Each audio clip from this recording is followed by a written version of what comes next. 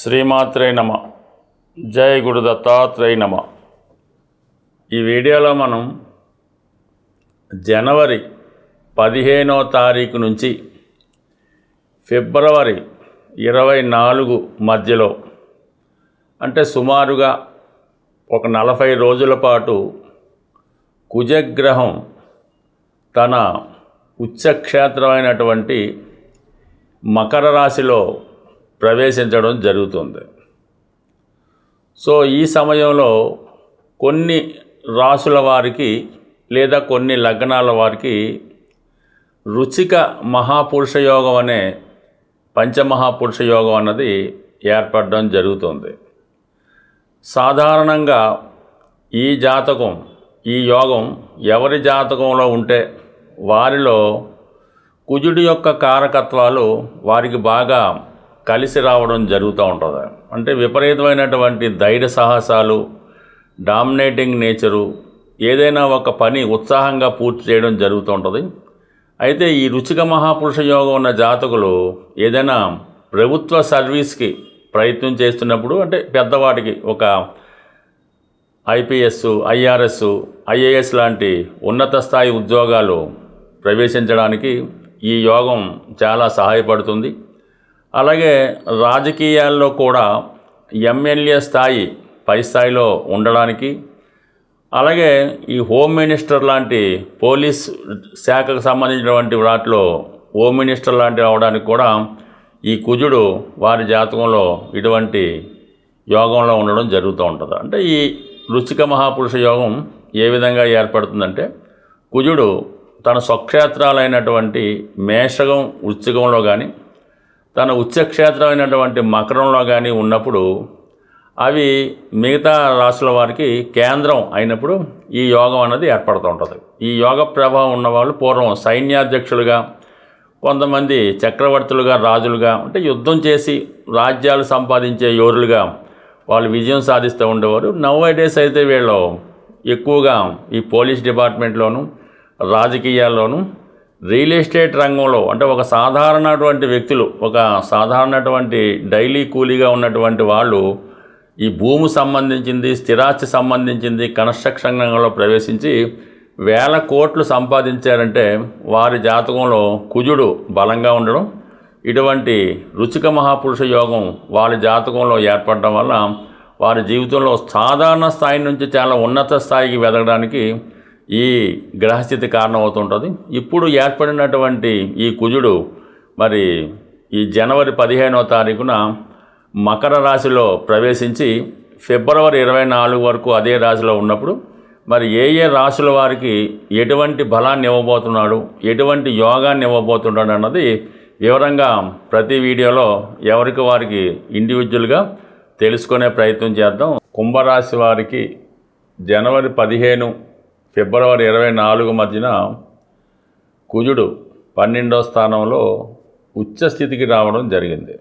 దాంతో ఈ రాశివారి మీద ఏ అంశాల మీద ప్రభావం చూపుతుంది అన్న విషయాన్ని పరిశీలిద్దాం. ఏదంటే మామూలుగా ఒక గ్రహం 12వ స్థానంలోకి వచ్చినప్పుడు సాధారణంగా కొంత నష్టాన్ని, కొన్ని అధిక ఖర్చుల్ని ఇవ్వడం జరుగుతూ ఉంటుంది. అయితే ఒక ప్రత్యేక స్టేటస్, హోదా కలిగినప్పుడు ఆ గ్రహం ఇచ్చే పరిస్థితి కంపల్సరీగా ఉండడం జరుగుతూ ఉంటుంది. ఇప్పుడు కుజుడు తృతీయ దశమాధిపతిగా 12వ స్థానంలో ఉచ్చులో ఉన్నాడు. ఒక విధంగా రాస్యాధిపతిగా ఉన్నటువంటి శనికి శత్రుగ్రహం. అందువలన ఏంటంటే కుజుడు సంబంధించిన కారకత్వాల్లో కొంత నష్టం కలిగే అవకాశం ఉన్నది. ఈ సందర్భంగా మీకు మీ యొక్క రక్త సంబంధీకుల కొరకు, లేదంటే అన్నదమ్ముల వరకు, స్నేహితుల వరకు వారి వలన మీరు కొంత నష్టపోవడం జరుగుతుంది. వారికి ఏదైనా మీరు సూట్ ఇవ్వడం వల్ల, వారికి ఏదైనా కంపల్సరీగా కొద్దిగా ఆర్థిక పరంగా సహకారం ఇవ్వడం వల్ల, లేదంటే మీరు వారికి ఏదైనా సూట్ ఇస్తే వారు కట్టకపోవడం, మొత్తం మీద వారి వలన ప్రస్తుతం మీరు నష్టపోవడం జరుగుతుంది. అలాగే కొన్ని సందర్భాల్లో మీరు సరైనటువంటి నిర్ణయాలు తీసుకోవడం లేకపోవడం వల్ల, అంటే రాంగ్ ఇన్వెస్ట్మెంటో, సరైన పేపర్ లేకుండా ఏదైనా స్థిరాస్తి కొనడమో, లేదంటే ఏదైనా ఉద్యోగం వస్తుందని ఆశపడి కన్సల్టెన్సీ కూడా డబ్బులు చెల్లించడము, ఇలాంటి సెల్ఫ్ మిస్టేక్స్ వల్ల కూడా నష్టపోయే అవకాశం ఉన్నది.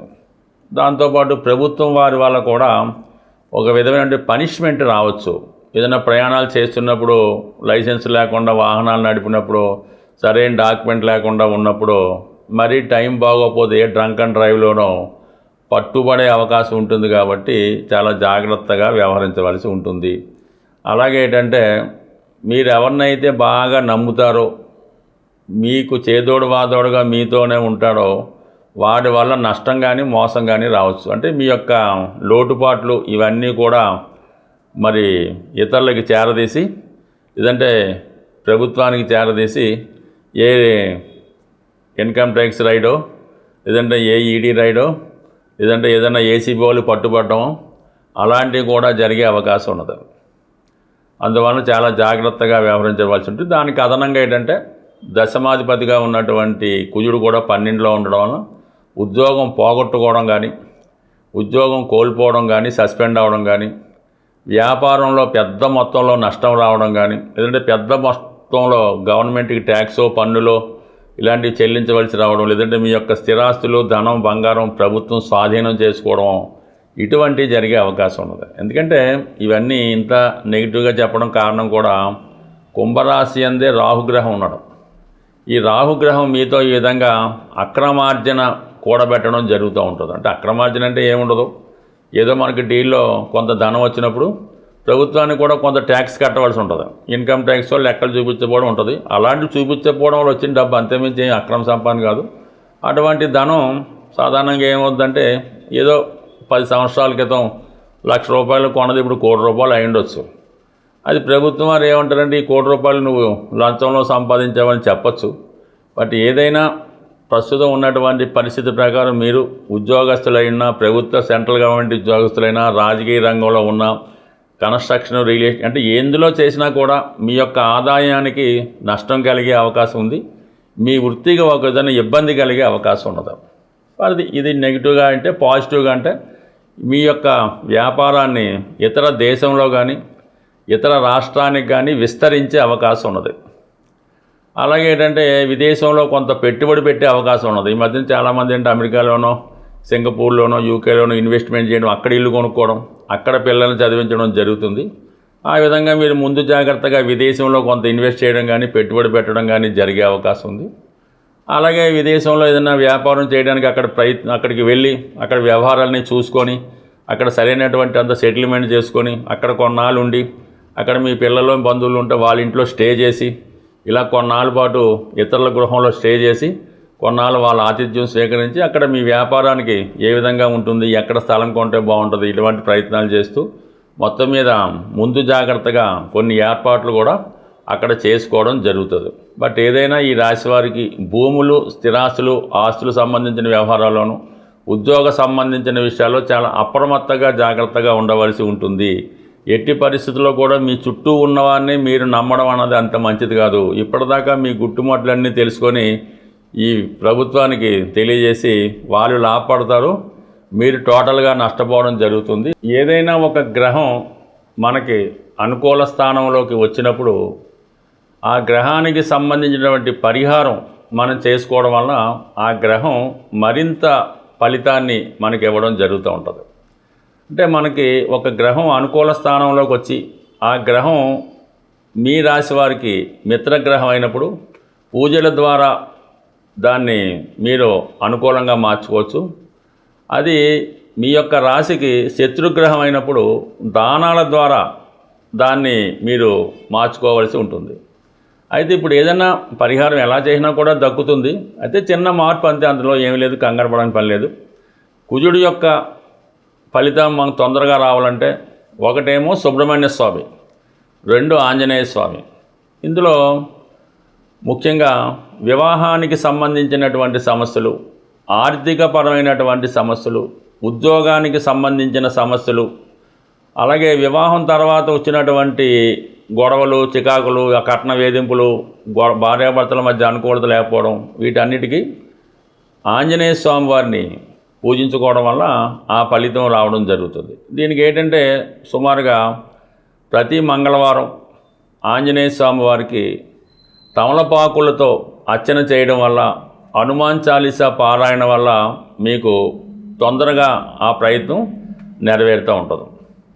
అయితే సంతానం కొరకు ఎవరైతే ప్రయత్నం చేస్తూ ఉంటారో పిల్లలు కలగకపోవడం, పిల్లలు కలిగిన వాళ్ళ అభివృద్ధి లేకపోవడం, తరచుగా అబార్షన్స్ రాగడం, ఇవన్నీ కూడా మరి సుబ్రహ్మణ్య స్వామిని పూజించడం వల్ల మీకు తొందరగా సంతానం కలగడం, పిల్లలు ప్రయోజకులు అవడం జరుగుతూ ఉంటుంది. దీనికి మీరు సుబ్రహ్మణ్య స్వామికి, అది కూడా మంగళవారం రోజే పంచామృతాలతో, ముఖ్యంగా బెల్లం పానకంతో సుబ్రహ్మణ్య స్వామికి అభిషేకం చేసి మంగళవారం నియమంగా ఉండడం వల్ల తొందరగా సుబ్రహ్మణ్య స్వామి యొక్క అనుగ్రహంతో అటు వివాహానికి, పిల్లలకి ఉన్నటువంటి అన్ని సమస్యలు కూడా సాల్వ్ అవ్వడం జరుగుతూ ఉంటుంది.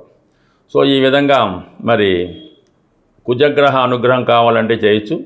కుజుడికి కందులు దానం చేయవలసి ఉంటుంది. నౌ-ఏ-డేస్ కందులు పెద్దగా కాకపోయినా మంచి కందిపప్పు, ఒక కుజుడి సంఖ్య మరి చెప్పే విధంగా, అంటే కుజుడి సంఖ్య 9 అంటూ ఉంటారు, కానీ ఏంటంటే ఒక 6 కిలోలు కందిపప్పు ఏదైనా ఒక దేవస్థానంలో అన్నదానం చేసినటువంటి ప్రదేశాల్లో వారికి డొనేట్ చేసినా పర్లేదు, లేదంటే ఏదైనా దేవాలయంలో 6 కిలోల కందిపప్పు అక్కడ ఉన్నటువంటి బ్రాహ్మణులకి దక్షిణ తాంబూలంతో పాటు దానం చేయడం వల్ల కుజుడి యొక్క అనుగ్రహం పొందే అవకాశం ఉంది. లేదంటే కుజుడికి జపం అది చేయించింది అంటే అది మీ యొక్క తీవ్రతను బట్టి పరిహారం ఉంటుంది. బట్ ఏదైనా సింపుల్గా పరిహారం ఏంటి, లేదా మీరు ఒక రాగి కడియాన్ని, కాపర్తో తయారు చేసిన కడియాన్ని కుడి చేయికి ధరించడం వల్ల కూడా కుజుడి యొక్క అనుగ్రహం మీకు తొందరగా లభిస్తుంది. స్వస్తి.